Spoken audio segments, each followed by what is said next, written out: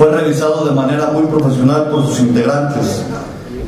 Especialmente reconozco a la promovente de esta iniciativa, la compañera legisladora Lourdes Dávila.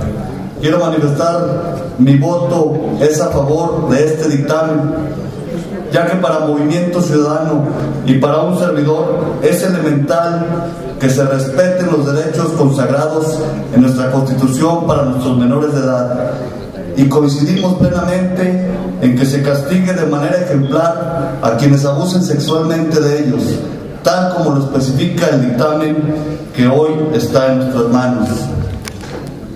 No se requiere ser un gran juez para reconocer las conductas antisociales que flagelan a nuestro pueblo y en las que estamos preocupados los que representamos a la sociedad a través de esta soberanía.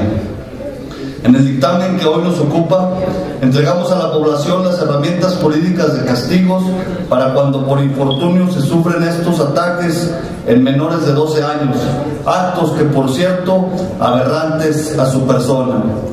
Creo que no podemos dejar pasar de que nuestro Estado era, hasta hoy, más castigado el robo o el fraude, como ya lo escuchamos en el dictamen, que los abusos sexuales a menores de edad, y que desgraciadamente los marcan para el resto de su vida.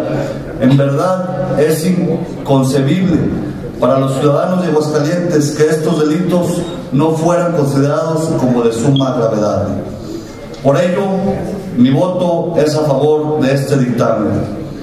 Y aprovecho, compañeros, para pedir que, así como se trabajó arduamente en la Comisión de Justicia para dar salida a la presente iniciativa, tomemos su ejemplo y seamos capaces de revisar lo más pronto posible el quehacer legislativo heredado de anteriores legislaturas.